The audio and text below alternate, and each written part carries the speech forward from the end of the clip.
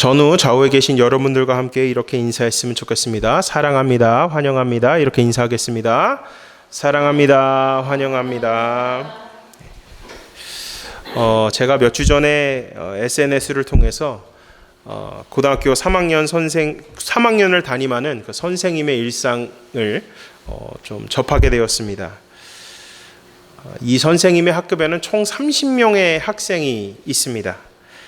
이 중 20명의 학생은 수업 시간에 잠을 자고 나머지 학생들은 열심히 수업을 들었다고 합니다. 그래서 선생님께서는 나머지 10명 열심히 수업을 듣는 학생들을 위해서 목소리를 내서 수업을 진행하였습니다. 근데 그 수업 중에 민원 전화가 왔다고 합니다. 그 민원을 들어보니 내용이 이와 같습니다. 누구누구 선생님 수업하는데 목소리가 커서 우리 애가 잠을 자지를 못합니다. 이런 민원이 들어왔다고 합니다. 그 교장 선생님이 물어봤다고 합니다. 그랬더니 이유는 학원 가서 새벽 2시부터 3시까지 공부해야 하는데 선생님 수업 목소리가 너무 커서 잠을 자지 못한다는 것입니다. 근데 아이러니한 것은 교장 선생님께서 중간에서 그것을 커트하지 않고 그 민원을 받아들여서 해당 담임 선생님에게 가서 목소리를 작게 하라는 지시를 내렸다고 합니다. 이게 만들어낸 얘기가 아니라 실제 민원이 들어온 얘기를 제가 말씀하고 있는 겁니다.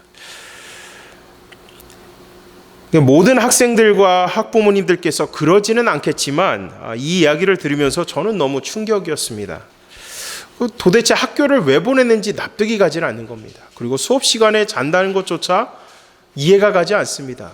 수업 시간에 잔다는 것은 선생님에 대한 존중이 없는 것이고 학교에 대한 존중이 없는 건데 학원에서 늦게까지 공부한다는 이유로 수업 시간에 잠을 자는 것을 합리화하는 것이 과연 옳은 일일까요? 저는 그것이 옳은 일은 아니라고 생각합니다.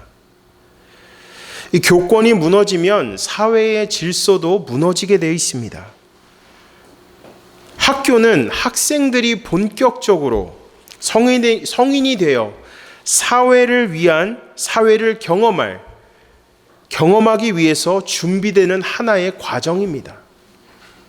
다양한 학생들과 어울리면서 사회성을 발전시키고 갈등이 있을 때 그 문제를 해결하는 방법과 지혜를 배우고 서서히 자신이 하는 언행에 대한 책임을 감당하는 것을 배우는 것입니다. 학교에서 그 모든 것들이 이루어지는 것입니다. 단지 공부뿐만이 아니라 어떻게 하면 건강한 사회를 만들 수 있을 것인가, 그것의 출발점이 학교라는 것입니다. 교권에 있는 선생님을 존경하고 존중하는 것을 통해서 기본적인 사회 질서를 익히는 곳이 바로 학교라는 것입니다. 이런 것이 하나씩 무너지기 시작하면 어떻게 되겠습니까?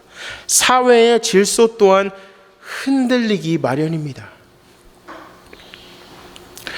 그래서 저는 이와 같은 소식을 들으면서 저도 목회자이지만 제가 느끼는 것은 우리 아이들이 이러한 건강한 사회를 만들기 위해서는 제일 먼저 중요한 것이 가정 안에서의 신앙 훈련이 중요하다는 것입니다.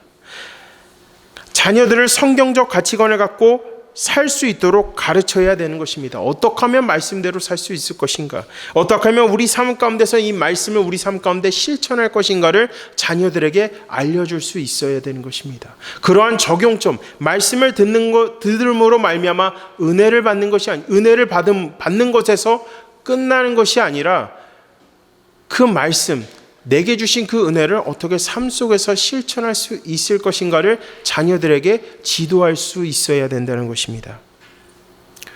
유대인들은 신명기 6장 5절부터 7절까지의 말씀을 통해서 자녀들을 교육하고 있습니다. 너는 마음을 다하고 뜻을 다하고 힘을 다하여 내 하나님 여호와를 사랑하라.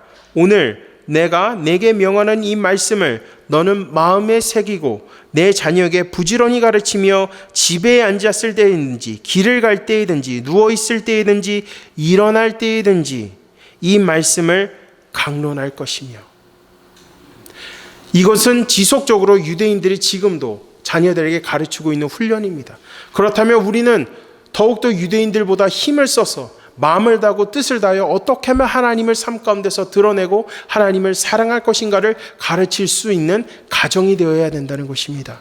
그러한 가정이 될 때 우리가 어느 사회를 나가든 어느 공동체를 나가든 하나님의 귀하고 거룩한 축복의 통로로 쓰임받을 줄을 믿으시기를 주님의 이름으로 간절히 축원합니다.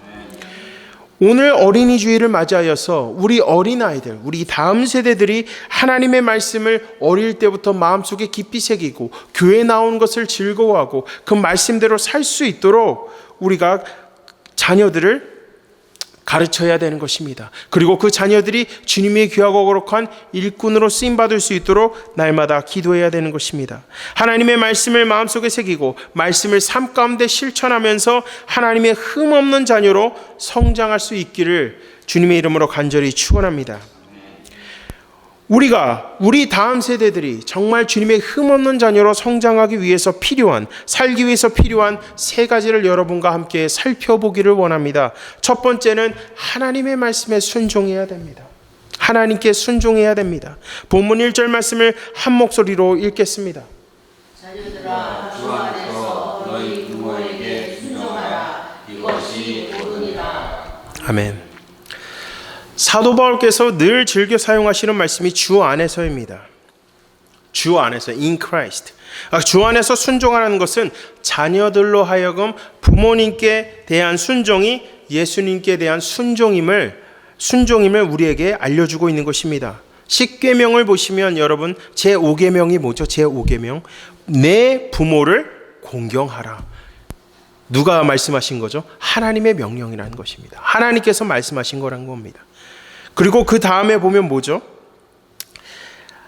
내 부모를 공경하라. 그리고 나서 어떻게 돼요? 이웃에게 어떻게 하면 거룩하게 실천할 것인가가 나열되어 있죠.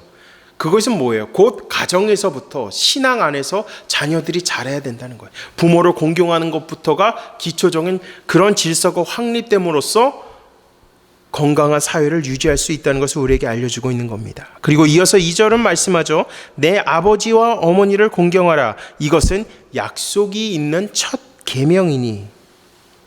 요즘 정부에서 아이들을 위한 여러 가지 정책을 펼칩니다. 그리고 학교에서는 아이들이 좋은 지성인으로 세워질 수 있도록 교육합니다. 그렇다면 교회와 가정에서는 어떻게 해야 되겠습니까? 우리 다음 세대들이 하나님의 시각을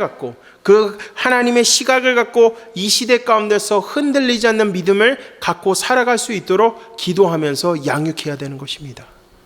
교회에서 말씀을 듣는 것에서 끝나는 것이 아니라 그 말씀을 통해서 가정 안에서 말씀을 통한 나눔이 넘쳐나야 되는 것입니다. 지속적으로 말씀을 통해 나누고 말씀을 놓고 기도하는 것이 습관화가 될 때 어린아이들이 다음 세대들이 정말 하나님 앞에 순종하며 살아갈 수 있음을 믿으시기 바랍니다.